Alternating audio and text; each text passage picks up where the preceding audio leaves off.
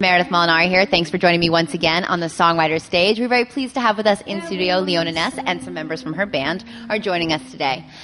So we've been talking about your fourth album, 13s, and I want to delicately approach this, but you were dealing with the tragic passing of your father before, during the whole process of writing this album. How cathartic was the whole experience for you? Well, it was great to be able to express myself and get something from that, I guess, that loss in some way. There's it's hard to say that it didn't all go to waste, because I would much rather have your father than an album, of course. Obviously, I'm lucky in that way that I can use that pain and make it into something that is beautiful, or gives me something. So the good thing is I wasn't making a record because I had a deadline, or because I wanted to make some money, or because I had a contract to fulfill. It was purely because I had to, and I think when you make something from that, it usually works in your favor. Absolutely, I totally understand what you're saying. I think your fans are so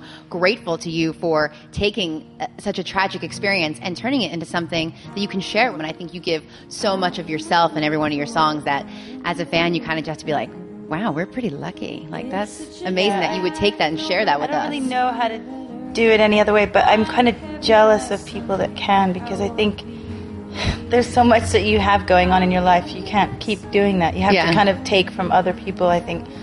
So maybe worry about giving too much of yourself away. There'll be nothing left. Yeah, start reading maybe the paper and taking stories from that and making songs. I mean, I need to start doing that, I think.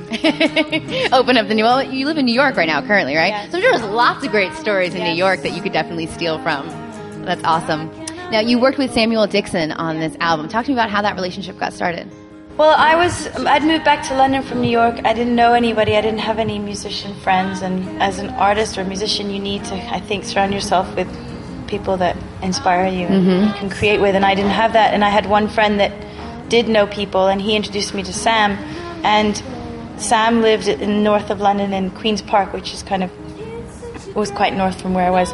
And so I would kind of take the bus every day and go to his house, and we would just sit, and I would show him songs I'd written, and we would write songs, and he would just record. And it was it was great for me to get out of the house and go somewhere. And as a writer, it's difficult because, when you're stuck at home, you don't, it's weird, you kind of wish for a 9-to-5 job because it's some kind of sanity structure. Some structure. And it gave me some structure, and we just kind of, it just worked.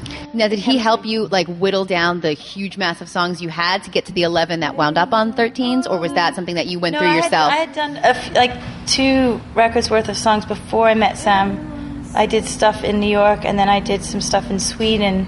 I would play the songs to people after we'd do them, and I would just kind of gauge their reaction to the songs, and I think that's kind of how I picked them. And I needed to make sense as a record, so some songs were just... we did stupid songs as well, that were drum beat and me talking about ice cream. So, nice. A little secret track, maybe. Yeah, next record. Right. Now, will you do that? I know you say that you leave everything behind when you move on to the next album. Will any of the stuff that did not make it onto 13s appear maybe in another form? Well, actually, I've releasing 13 songs from those sets, just free. I think we're going to do that. Cool. Just put them on iTunes. Well, if you want to find out when that's happening, you can go to leonanaess.com, jump on the mailing list, and I'm sure you'll definitely be notified. Also, when you get on the mailing list, you get a free download, so it's like win-win situation. God, you know more about this stuff than I do. That's probably my job. I know. I'm supposed to know all this stuff. Me out. Yeah, well, you do a really great job blogging on your MySpace. But it takes a lot of persuading. I hate it. I can't. You really? I write one, and then I go to bed, and I wake up in the middle of the night sweating, hoping I could take it back, because I reread it and I sound like such a... I can't say the word on this because it's even beyond bad, but it's an English term. I feel like I sound like such a... Yeah. And I hate it.